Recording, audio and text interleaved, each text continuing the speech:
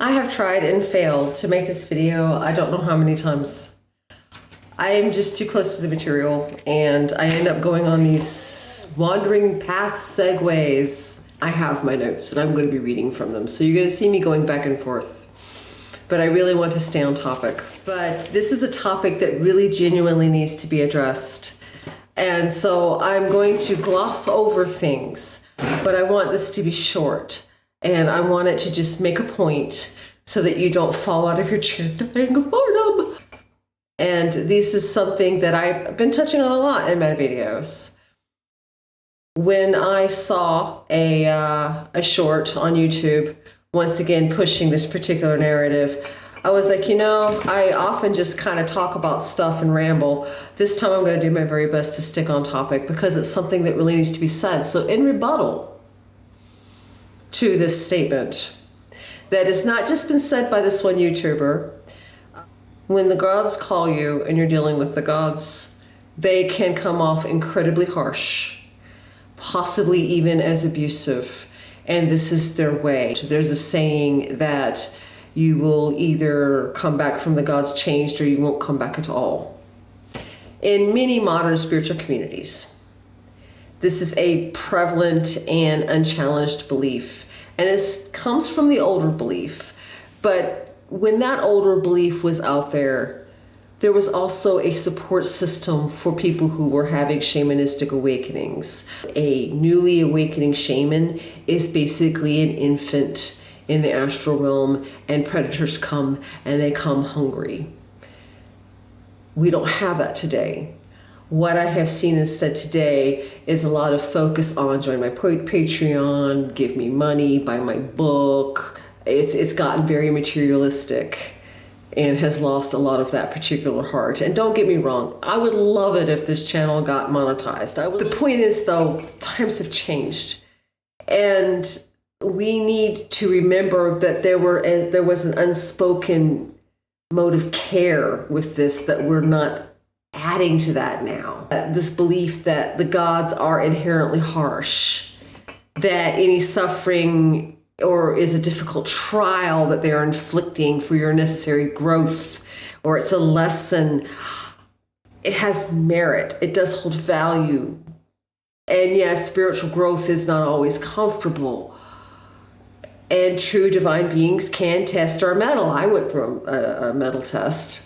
We don't have the community framework that goes with that anymore, so that there's a blind spot in today's thinking, in our modern thinking. The modern belief, it fails to account for the existence of predatory spiritual entities that are not the gods. And sometimes they will pretend to be the gods. And that poor innocent soul who has never done the things before, they're not going to know no better. So they're going to be fooled like I was. And so it provides these parasites with the perfect cover to inflict harm while the community looks the other way. So I'm not here to argue that the gods are soft. Whatever quality they've come to you for or potentially saw you for, they don't want that to go away. That is what makes you valuable to them. I'm here to state that we have forgotten how to tell the difference between the forge of a god and the jaws of a predator. We're so busy going, but this harshness is because the god's forging you, that we are ignoring, but your legs have been broke off. And now he's eating your entrails while you're alive. So during my own journey, my own awakening journey, I experienced firsthand how that belief system can be systematically used to control, isolate, and harm someone. Some of it was not the gods testing me. It was predators. I had introduced that were pretending to be Frigg, that I mentioned in my last video. I've renamed her Sorrow. One pretended to be Tyr. There was a in Coven that they were worse than the gods. They were monsters. I was waking up under astral pressure. I wasn't in the astral for a lot of this. Now, the way I work magic is I do everything external, and I end up with witnesses too, because the way I work. So in my case, the journey started with my friend actually being approached by an entity, and it came over, and then I started to get approached, and things went to hell in a handbasket. I might have personal gnosis experiences, but a lot of my stuff is external. And to the level that, for example, I was living in Bayonne, New Jersey, and there was a woman who needed her wand charged, and I offered to do it for her because, you know, she seemed friendly enough. So we went to the only place in Bayonne that had grass, and I sat up to start to charge the wand, and something about it caught attention, and there was a splatter of rain. We look up, and there was a celestial dragon. He had clothed himself in clouds to look over and look at us because we had caught his attention. And she was like, "Oh, a dragon." So when I say I'm dealing with entities, I genuinely mean that I'm dealing with entities. I just happen to interact with the medicine path and the fabric of the world, the weird, in this way. Internal for me is I know I'm internal, and I'll be looking at knowledge or something that I have stuck up in here. And then externals, whenever I interact with stuff. And quite often through my life, I have had people who interact at the same time, and had one break up with me. It scared him so bad. It's just the way it is. So once again, I have went on a long path, and I've got to come back. So let me go back again. I experienced firsthand how this belief system of the gods can be harsh was systematically used to control, isolate, and harm me. It started off with the gods being a little harsh. I ended up spirit spouse to Loki. And I don't mean, I've decided to spirit spouse Loki. I mean, he approached me. It's a long story. That is for another video in which I would like to discuss spirit spousing. Yeah, it started out that way, but there were predators that had come in, and the more they interacted and the more they hijacked my genuine experiences by pretending to be, say, Tyr, they slide themselves in. Like, yeah, they do this cloning chameleon thing. The more they did it, the less it became a test, and the more it became that I was getting fed from and abused. The community's dogma became a shield to stop me from finding someone who could help me discern what was going on and find help. And here are some specific ways this was done. It was used to isolate me. For example, there was one person I had ended up talking to. She did shamanic things for healing, and I wanted to compare some techniques, and we ended up talking. And before it was over, when I had turned to her with part of our problem, I was told to stay out of the astral plane. It was presented as a form of protection, but all it really did was discourage me from growing and prevent me from seeing the truth of my situation and develop the skills to fight back. And the most key thing, it was said in the tone of saying to a girl, well, what were you wearing? If you know what I mean. It was used to violate my boundaries. Through the course of the journey, I ended up spirit spouse to Loki. I didn't understand what had happened at first. When I found out, I was right mad. My personal boundaries and my consent was dismissed by people speaking to me because it was Loki. I felt like my boundaries were incredibly violated, and rather than have that addressed, because somehow the gods get to stomp on you and do things that should, and our boundaries and our sovereignty as beings who also hold divine light somehow doesn't matter to some people.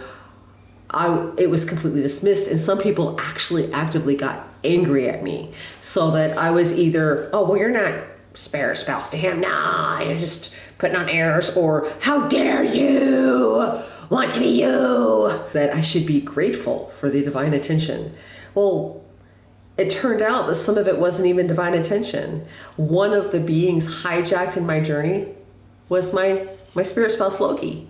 A very negative, dangerous entity slipped in and did some nasty things to me in his name. And they were things that you would not put up with. So that my desire for autonomy and strength, the things that probably attracted to the cause in the first place, to people it was a sign of spiritual immaturity. I don't agree with that. That is fundamentally wrong. Your ability to stand on your own 2 feet and be strong is what makes you worthy. In no story anywhere are the heroes because they bent over and let you use the soap bar. Heroes have always been the strong ones. They look things in the eye. They're willing to go up and fight against stuff. They're not the people that are like, well, yeah, you can slap me around, it's okay. No, they're people that push back and go, bitch! The belief that the gods know best was used to override my natural right to say no. Again, I'm having to read this. So, it was used to justify abuse. Every act of cruelty, every moment of torment I endured, it was all framed as necessary lessons. This was justified as being for my own good. As if the gods were urging me to get stronger. And through my experience, I can actually track when it was stuff that made me get stronger versus it was just me getting chewed alive by predators. It was even a different feeling. It was, I'm mad at you, but we're going to get over it. And then there was, I'm despairing and being urged to do self-harm. It was completely 2 different things. It was conditioning me to accept suffering as some sort of divine favor, when what really needed to happen is that it needed to be recognized as a predatory attack. This point of view can be possibly used to gaslight. In my case, that didn't happen because I was like, yeah, no. But somebody less experienced or less irreverent, that might be a different story for them. See, people tried to tell me that the gods could not be impersonated, so therefore either I was wrong and my experiences were not real. One person actually outright said that I was writing fiction. Or that it must be the gods, and so therefore I should accept the horrible things that was happening. Or that, it's personal gnosis, it can't be verified. Back to my note. Any inconsistency in an entity's behavior or off feeling I had was explained away as me misunderstanding the god's complex nature. Or as I just said, people just outright, oh, well, you're not telling the truth. I believe in the gods, but not really. This basically removed my most important tool of discernment, and that was my own intuition. Because my experiences were devalued and dismissed through either I had to accept that the gods were being harsh for my own good, or it was just personal gnosis and a dream, or that I was writing fiction.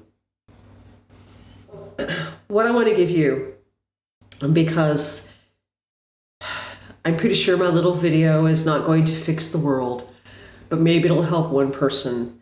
Let me give you some things I noticed with my experience so that if you are dealing with real entities, you'll be able to tell things apart, hopefully. I'm not saying it'll be exactly, your experience will be exactly like mine, but maybe it'll give you some clues. We must learn to distinguish between a true divine trial and a predatory attack. So that, yes, we can acknowledge that the gods are going to be harsh. Basic training used to be pretty harsh. Things can be harsh. But there's too far, and then there's not real, and that something's wrong. And we need to be able to tell these apart. First off is they feel profoundly different. They really do. Oh my gosh. When Loki and I first got married and he suddenly turned and started pushing at me, I was so frustrated and infuriated.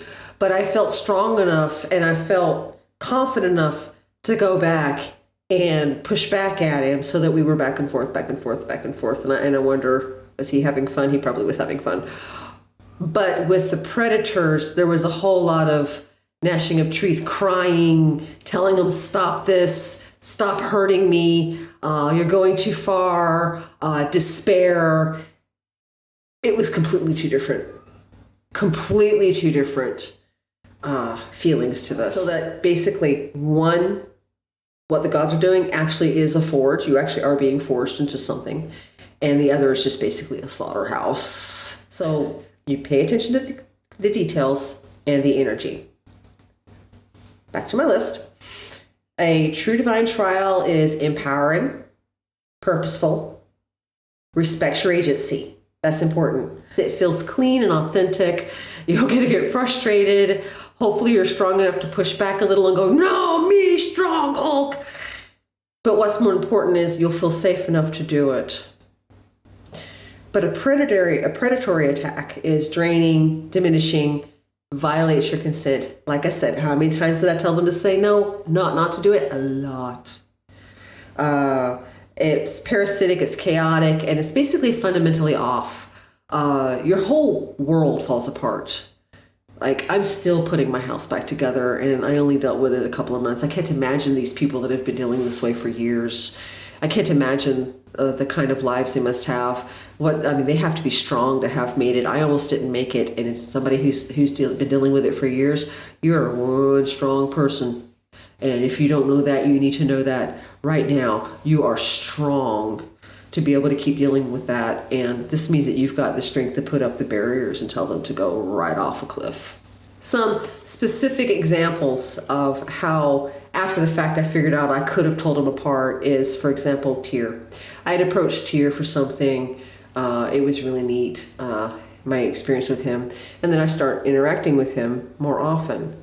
But somewhere along the way, I don't remember the event, but things got hijacked. And Tyr stopped kind of looking like my Tyr. He stopped appearing normally. He started wearing the Flintstone Grand Poobah hat.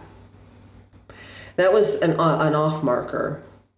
An entity had come forward as Loki in the very beginning before I had espoused him, and he was wearing the stupid Marvel helmet, which I danced right around that. Frigg originally was gracious and queenly and quiet and patient, and after she got hijacked and I was dealing with Sorrow, that's what I have named the entity, Sorrow, she became childish, petty, and shallow. There were at least 3 Lokis. 3. Always was a friendly jumping spider, fun to be around, funny. And the vampire, the couple of times he turned into a spider, was always a really venomous, dangerous looking kind of spider I don't like. There was always a sign. They would emulate the signature, but something in me could discern the danger so that I would perceive it just off a little bit. There was always just something off. But I didn't have enough experience to figure out exactly what it was. And that's what you've got to learn to watch for. What is off? So if you take that and learn how to tell it apart, especially if you're new, if you're experiencing this, maybe this can give you something to push back with if you have no one to be there. But keep in mind, the most important part is there's a boundary. And I feel that even though the gods can be harsh, there's a line. And if they truly want to see you lift up, they're not going to cross that line, because if you go too far, you're going to break forever. How victim blaming reinforces the predator's mask. This dangerous belief in divine harshness is not just an internal problem. It is actively reinforced by the community, and it creates a culture that enables predators and blames victims, as I have explained through this video. There's a demand for reverence. And I don't really want to go into that, but that kind of falls into the gods are harsh. If you're reverent, you're going to allow them to be harsh for you. Yes, sir, hobbitses. If you're irreverent, you're going to be like, I'm sorry, you said what? And you don't have to be disrespectful to be irreverent. There is a difference. Irreverence is a matter of knowing that you stand in your own divine power, because you're just as alive as anything else. There's a projection of grandiose fantasies. When I expressed my pain and my desire to end the forced marriage to the hijacker, not to my Loki, a woman, as I had mentioned, got enraged. She tried to override my experience by projecting this bizarre fantasy on me. She claimed that I was destined to go back in time to kill my past life's equivalent of Hitler. It invalidated my real painful experience by replacing it with a more epic and palatable story. Like, entities had actually stepped into the room and they were telling her this. So she was basically passing this message with external influence so that the predators were using her to try to hold me down. What a mess. There's dismissal from experts. When I reached out to a high-ranking Goetti for help, like the high Goetti, they dismissed my experience and they called me wackadoo. And I have said this many times, so I don't really want to go into that too much. This represents the failure of established spiritual authorities to recognize a genuine spiritual crisis and defaults to ridicule instead of offering guidance. Content creators and articles perpetuate the idea that the gods are relentlessly harsh. They frame any desire for a compassionate relationship as foo-foo or weak. This creates a no-win situation. If you suffer, you are told it's the God's will. If you question that suffering, you are shamed for not being strong enough. When I was at my lowest, the advice I received was to stay out of the astral. And as I had said before, to recap, this is the spiritual equivalent of asking a victim of assault, what were you wearing? It shifts the blame from the attacker to the victim and suggests that their very presence in a spiritual space was the cause of the attack. In my case, one of the attackers that I come across, the human attackers, I met at a convention. I wasn't even in the astral, it was in real life. This whole situation, to wrap up right here, it's a horrible, borderline victim-blaming attitude that directs people away from being strong and having their own sovereign power. The very thing that might have attracted the gods to them in the first place, as I said before. It pushes them into a place of shame, of being lesser, and of accepting abuse as the right and proper way to live a spiritual life. Yes, the gods can be harsh. And yes, you will either come back from the gods changed or you won't come back at all. But how many of those people that didn't come back didn't make it simply because it wasn't the gods that was eating them alive in the first place? I am a Norse whatever other. I was saying I'm an atheist, but you know what? I've decided no. I'm confused. And if you would like to join the Heathen Church of Confusion, hit like and subscribe. And we'll all be confused together. All right, that's it. Bye-bye.